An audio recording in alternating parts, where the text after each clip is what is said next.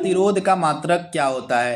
तो प्रतिरोध का मात्रक होता है ओम, यानी कि ऑप्शन आपका बी यहाँ पे बिल्कुल सही हो जाएगा। आप लोग याद रखिएगा। विद्युत धारा का मात्रक क्या होता है? तो विद्युत धारा का मात्रक हो जाएगा एम्पियर। ऑप्शन आपका ए यहाँ पे बिल्कुल सही हो जाएगा, एम्पियर। अगला प्रश्न आपके स्क्रीन पर है, हाइड्रोजन बम का विकास किसके द्वारा किया गया था? तो हाइड्रोजन बम का जो विकास है यह एडवर्ड टेलर ने किया था। ऑप्शन आपका बी यहाँ पे बिल्कुल सही हो जाएगा, एडवर्ड टेलर। गुरुत्वाकर्षण का जो मान है वह सर्वाधिक कहाँ होता है? तो गुरुत्वाकर्षण का मान जो है सर्वाधिक होता है ध्रुवों पर। आप लोग याद रखिएगा, यहाँ पे ऑप्शन में थोड़ा सा मिसप्रिंट हो गया है, तो ध्रुवों पर जो है गुरुत्वाकर्षण का मान सर्वाधिक होता है, वहीं भूमध्य रेखा पर सबसे कम होता है, और जो गुरुत्वाकर्षण है वह केंद्र में नहीं होता है। तो ये फैक्ट आपको याद रखना है। तो ध्रुवों पर जो है गुरुत्वाकर्षण का मान सर्वाधिक होता है। अगला प्रश्न आपके स्क्रीन पर है, प्रकाश तरंगे किस प्रकार की तरंगे होती हैं?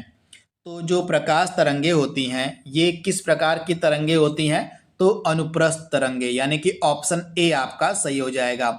ऊष्मा का मात्रक क्या होता है? ऊष्मा का मात्रक यहाँ पे पूछा गया है, तो कैलोरी। ऊष्मा को हम कैलोरी में मापते हैं, तो ऑप्शन आपका यहाँ पे सी बिल्कुल सही हो जाएगा। वहीं डेसिबल में किसको हम मापते हैं? तो डेसिबल में क्या मापा जाता है? ध्वनि की प्रबलता। ध्वनि की जो प्रबलता होती है उसको हम डेसिबल में मापते हैं। वहीं सेल्सियस में जो है तापमान को मापा जाता है, सेल्सियस में तापमान को मापते हैं, तो ये चीज़ भी आपको याद रखना है। वहीं टेस्ला में चुंबकीय प्रेरण का जो क्षेत्र होता है उसको मापा जाता है टेस्ला में, तो इसके बारे में आप याद रखिएगा। तो ऊष्मा का मात्रक क्या हो जाएगा? कैलोरी। अगला प्रश्न है, आवृत्ति को किसमें मापा जाता है? तो आवृत्ति का मात्रक क्या होता है? आपको याद रखना है हर्ट्स, यानी कि ऑप्शन आपका ए यहाँ पे बिल्कुल सही हो जाएगा। आवृत्ति को हम हर्ट्स में मापते हैं, तो ये चीज़ आपको याद रखनी है। निम्नलिखित में से कौन सी सदिश राशि नहीं है? इसमें से कौन सी सदिश राशि नहीं है उसकी आपको पहचान करनी है। तो आपको याद रखना है, इसमें से जो द्रव्यमान है यह सदिश राशि नहीं है, बाकी तीनों आपकी ये सदिश राशियां हैं, तो इनको आप याद रखिएगा। संवेग, कोणीय वेग और वेग, ये तीनों आपकी सदिश राशियां हैं, लेकिन जो द्रव्यमान है यह सदिश राशि नहीं है, बल्कि यह जो है अदिश राशि का एग्जाम्पल है। तो आइए थोड़ा सा कॉन्सेप्ट देख लेते हैं सदिश और अदिश राशियों का। तो सबसे पहले बात करेंगे हम सदिश राशियों के बारे में। तो सदिश राशियों की खासियत क्या होती है? तो जो सदिश राशियां होती हैं इनमें परिमाण के साथ साथ दिशा भी होती है। तो आप याद रखिएगा, सदिश राशियों में परिमाण के साथ साथ दिशा भी होती है। इनका एग्जाम्पल क्या हो जाएगा? विस्थापन हो जाएगा, वेग हो जाएगा, त्वरण हो जाएगा। ये सभी आपकी सदिश राशियां हैं। इसके अलावा अदिश राशियों में केवल जो है सिर्फ परिमाण होता है। एग्जाम्पल क्या हो जाएगा अदिश राशियों का?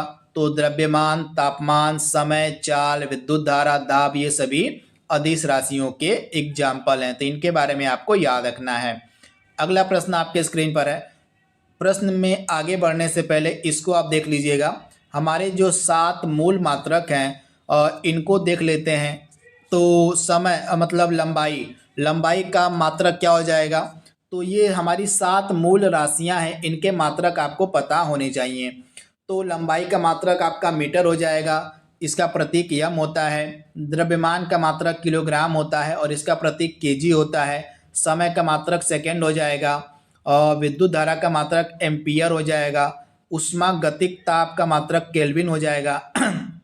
पदार्थ की मात्रा का मात्रक मोल हो जाएगा और ज्योति तीव्रता इसका मात्रक क्या हो जाएगा? तो कैंडेला हो जाएगा। तो ये हमारी 7 मूल राशियां हैं, इनके मात्रक आप याद कर लीजिएगा। यहाँ से प्रश्न आपके एग्जाम में देखने को मिल सकता है। रॉकेट का ऊपर जाना किस सिद्धांत पर कार्य करता है? तो रॉकेट का ऊपर जाना संवेग संरक्षण के सिद्धांत पर कार्य करता है। ऑप्शन आपका सी यहाँ पे सही हो जाएगा, संवेग संरक्षण। वस्तु की मात्रा बदलने पर निम्नलिखित में से क्या अपरिवर्तित रहेगा? तो उसका घनत्व जो है अपरिवर्तित रहता है। तो राइट आंसर क्या हो जाएगा? वस्तु का घनत्व जो है अपरिवर्तित रहेगा।